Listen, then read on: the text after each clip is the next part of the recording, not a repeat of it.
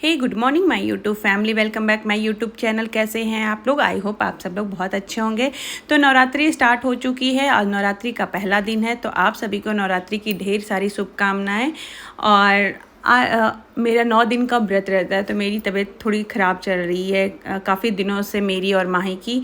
पहले में कोल्ड हुआ, माही को डेंगू भी हो गया और मुझे भी बहुत सारा वीकनेस है, सर्दी जुकाम है।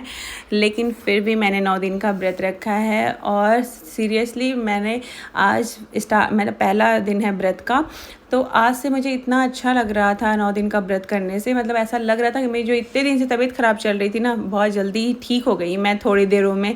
तो पूजा का समय था 10:30 पे, मतलब मॉर्निंग में था 6 o'clock something, I think 6 to 15 to 7 to 15 कलश रखने का। तो उसमें मैं थोड़ा लेट हो गई थी, लेकिन मैंने सारी तैयारी कर रखी थी। तो दूसरा टाइम था 10:30 का, तो तब कलश रखना था। तो यहाँ पे मैंने माता रानी की चौकी मतलब तैयार कर दी है, और जहाँ पे मैं रोज़ पूजा करती हूँ मैंने वहीं पे इस बार माता रानी की चौकी लगाई थी, क्योंकि मुझे अलग अलग दिया दिखाने में बहुत दिक्कत हो रही थी। और अखंड जलाना होता है तो हर जगह नहीं रख सकते, क्योंकि फ़ैन वैन चलता रहता है।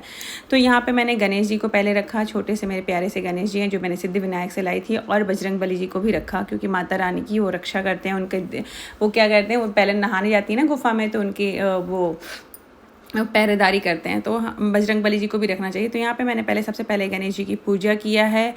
और अब माता रानी को बैठाने जा रही हूँ। तो माता रानी को बैठाने से पहले मैंने लाल कपड़े जो बिछाए हैं उस पर चावल रख दिया, क्योंकि चावल या गेहूँ जो भी आप रखना चाहिए, फूल जो भी है उसी पे बैठाना चाहिए माता रानी को। तो ये मेरी प्यारी सी दुर्गे माता रानी बैठ चुकी हैं चौकी पे।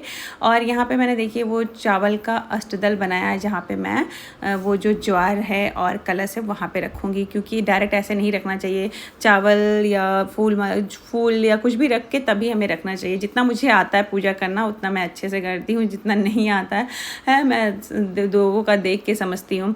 तो यहाँ पे मैंने अपनी ज्वारे की खेती लगा दी है, पहले मिट्टी वगैरह डाल के उसमें ज्वार डाल दिया है। पिछले 2 बार से मेरा अखंड भी बहुत अच्छे से नहीं जला था और ज्वारे भी अच्छे से नहीं हो गए थे। इस बार माता रानी से प्रार्थना करती हूँ, माँ इस बार मेरी अखंड अच्छे से जले और मेरी ज्वारे भी अच्छे से हो। और हाँ, मतलब बहुत लोग कहते हैं ना कि अरे ज्वारे अच्छी नहीं हुई या अखंड का बुझ जाना बहुत गलत होता है, ऐसा हो जाता वैसा होता है। आप यकीन मानिए, मैंने 2 बार से मेरा अखंड भी बुझ जा रहा था, कुछ प्रॉब्लम हो गई थी और मेरी ज्वारे भी अच्छी नहीं हुई थी। लेकिन माता रानी कुछ गलत नहीं करती हैं, सब अच्छा होता है। तो इस बार मैंने माता रानी से प्रार्थना किया है, माँ मेरी ज्वारे भी अच्छे से हो गए और अखंड भी 9 दिन तक अच्छे से जलता रहे। तो इस बार की नवरात्रि सब लोग कहते बहुत अच्छी है और शायद 10 दिन तक है, तो बहुत अच्छा लगा मुझे। मतलब नवरात्रि मुझे बहुत पसंद आती जब भी आता है। तो इस बार मैं सोच रही थी कि 9 दिन का व्रत नहीं रहूँगी, लेकिन फिर भी मैंने 9 दिन का व्रत रखा, बहुत अच्छा लगा। तो यहाँ पे मैंने माता रानी को फूल माला अर्पित कर दिया है, और यहाँ पे मैं उनको श्रृंगार अर्पित कर रही हूँ। मेरे क्या है, जहाँ पे मैंने माता रानी को रखा है, जहाँ चौकी लगाई, वहाँ बहुत कंजस्टेड है, क्योंकि मैं वहाँ पे डेली के भी भगवान जी हैं जो मैं रोज़ पूजा करती हूँ वही है। तो मैं प्रार्थना करती हूँ कि हे प्रभु, बस एक जल्दी से मेरे पास एक अच्छा सा टेम्पल हो जाए। मतलब अच्छा, खुद की सारी चीज़ें हम पूरी करते हैं ना, तो मुझे लगता है कि एक भगवान जी के लिए सुंदर सा टेम्पल हो जाए। मतलब बहुत मन रहता है कि मतलब मैं दूसरों का भी देखती हूँ ना और लोगों का भी देखती हूँ, टेम्पल इतना प्यारा रहता है। मेरे पास टेबल है, टेबल पे ही मैंने लगा रखा है। और तो मुझे लगता है कि मतलब उतना मज़ा नहीं आता है, माँ भगवान जी ऐसे कंजेस्टेड रहते हैं। तो फिर देखिए कब होता है मेरे पास ऐसा टेम्पल। प्रार्थना तो यही है माता रानी से। तो यहाँ पे मैंने माता रानी को श्रृंगार अर्पित कर दिया है, और जो बिंदी चढ़ाया उसमें से माता रानी को बिंदी लगा दिया। और यहाँ पे मैं बिंदी लगाने के बाद माता रानी को ऑरेंज वाला सिंदूर लगाते हैं, लेकिन वो चढ़ाते नहीं है। मतलब मैं रेड वाला सिंदूर चढ़ा के दान देती हूँ, ऑरेंज वाला नहीं। तो यहाँ पे मैं माता रानी को सिंदूर अर्पित कर रही हूँ, और अपना भी सिंदूर जो मेरी शादी का है ऑरेंज वाला, वही माता रानी के पास रख दिया है, क्योंकि 9 दिन होता है ना, ऑरेंज वाला ही सिंदूर लगाना चाहिए व्रत में, पूजा पाठ में, तीज त्यौहार में जो शादी का सिंदूर है वही लगाना चाहिए।